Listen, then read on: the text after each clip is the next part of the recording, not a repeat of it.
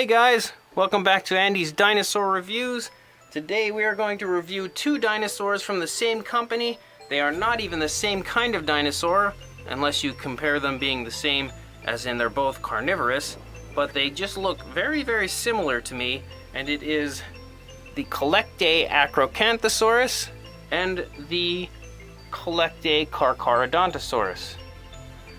Now, as you can see, just looking at them, they both look very similar to each other, and that was the initial thought when I first saw them, that it hit me right away. I'm like, man, that looks like it's pretty much the same model, but if you actually look at them, it's not, but they're in very similar poses, and the actual body shape is pretty similar. Obviously, the Carcharodontosaurus has his right leg back, and extended forward is his left leg. And with the Acrocanthosaurus, it is his left leg that is back and his right leg is extended forward. The hands are in a little bit of a different position. The Acro is a little smaller. His head is also significantly smaller.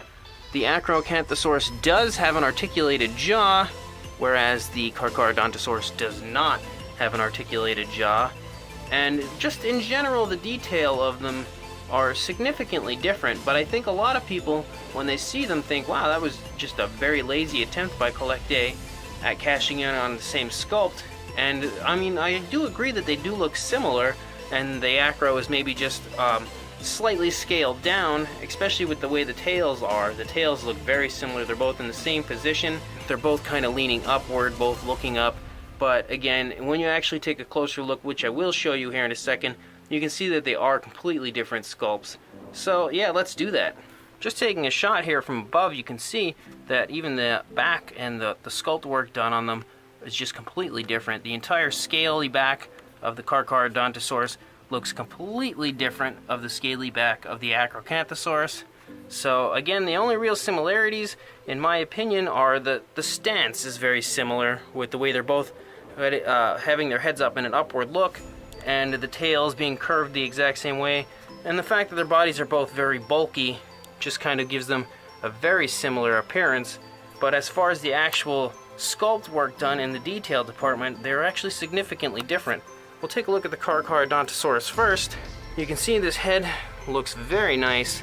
I really am a fan of this paint scheme. I love the white here over the black on the front of the mouth. The palate is sculpted out beautifully. The eye is also nice. It's a nice black glossy color with a little bit of blue, which I think really makes the eye stand out. And then the jaw also has, the underside of the jaw here has the nice white coming down on the black. So the overall paint job of the head looks beautiful, and there is just tons and tons of incredible scale work put into the head of the model.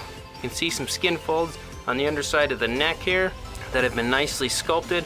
The actual skin folds here on the side of the neck also look very nicely done. The inside of the mouth has pretty good detail as far as the sculpt work goes. It's not incredible, but I think it looks pretty good. The tongue itself is completely down, which you don't see too often, but it looks pretty good to me. I kind of like it. I like that its tongue is not hanging halfway out of its mouth. I feel like back in the dinosaur age, they probably wouldn't have just been sticking their tongues out at everybody, kind of like Mr. Acrocanthosaurus here is doing. But yeah, I feel like that the fact that they did put the tongue completely straight down was a nice touch. Going back here to the arms, you can see beautiful skin folds here and there again on the body. Nice sculpt work here done on the arms. The arms are fairly small. The entire underside has incredibly nicely sculpted scales. A little bit of skin folds here on the leg. Nice sculpt work again. You see big muscle tone here in the upper part of the leg and the thigh, and in the calf area you can see some nice muscle tone. Very nicely sculpted feet. The claws sadly are just a solid black, but it doesn't look too bad. And then the tail looks very nicely sculpted as well. Incredible work done the whole way through on this model. They've actually gone, and Collecta does this often, to the point of adding in this little part of the dinosaur to give it some extra realism, which I actually do really like. I do like that they do that. I think it's a very nice touch to really give the models that extra step in the this is a living type of a dinosaur appearance. Again, this whole thing, even the entire back, I really like how nicely sculpted the back is. The scale work is done so well on this. It is a very bulky dinosaur, and the way that they've posed it here and the way that they've sculpted it but I really do like this model a lot. Now the Acrocanthosaurus, as I said, has an articulated jaw, so you can open the jaw up pretty wide actually, and then you can see the tongue is sticking up out of the mouth. The actual tongue doesn't really have much of any detail at all done to it for some reason. I don't know why it is that way. And the inside of the mouth, again, the upper part has some detail, not too much, pretty similar to the Carcharodontosaurus. The actual sculpt work on the tongue isn't really that great. They didn't do very much to it. Similar sculpts in the way the head is sculpted to the Carcharodontosaurus, but completely opposite paint job. The only similarities is they're both kind of a brownish color, but then it's got this nice green all over the place, which I think really looks nice. They did do a good job with that. And then they have some orange here on the top of the head that runs actually the whole way on the back of this little sail that the Acrocanthosaurus has. As I mentioned with the Carcharodontosaurus, it had some nice neck skin folds here on the bottom, and the Acrocanthosaurus does not have that. It does have some nice skin folds here on the side of the neck, but the underside isn't sculpted with big hanging skin folds like the Carcharodontosaurus was. Beautiful shoulders sculpted out here, something that a lot of companies don't really bother to do, but they did do a good job on this Acrocanthosaurus with that. Nicely sculpted arms. Again, the claws on both the hands and the feet are just a dark grayish, blackish type color, so nothing special as far as tones go. But the overall color scheme on this is really nice in my opinion. I do really like it. They did do a good job on this. Beautiful work done here on the leg. You can see a lot of very nice muscle tone all over the thigh and the hip area of this dinosaur, going down here to the beautifully sculpted feet, and then up again here to this very thick, bulky, large tail. And as I mentioned with the Carcharodontosaurus, they also did the same with the underside detail of the Acrocanthosaurus. And the sail itself is very nicely sculpted. The paint is a little sloppily applied, but it doesn't look terrible. From a step back, you don't even notice the slight sloppiness in the paint. They did do a beautiful job with the airbrushing of this dinosaur. I really do like the way this thing looks. I really like also that the tail gets to a nice lighter white color with the green stripes the whole way down. It's pretty much completely white here at the end with the green stripes.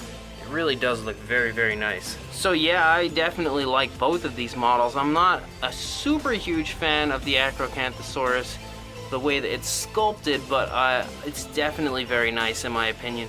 It's just not my favorite Acrocanthosaurus I've ever seen. But Collecta definitely did not do a bad job on it at all. It is still really beautiful. Both of these are actually very nice. I'm a little partial. I kind of like the Carcharodontosaurus a little more, just because I think I like the paint. I really like this white stripe on the face. I don't know, something about that really makes it look cool. And I also like how it goes from this dark color to this really bright orange on the back of the tail.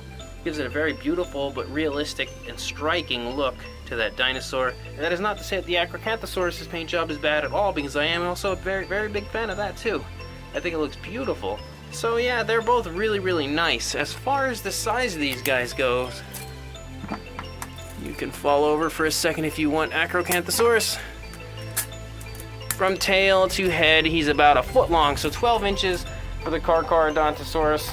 And as far as the height goes, he's a little under 4 inches, so he's not super tall, but he's a nice length, and they are really nice sized figures. They're not small by any means.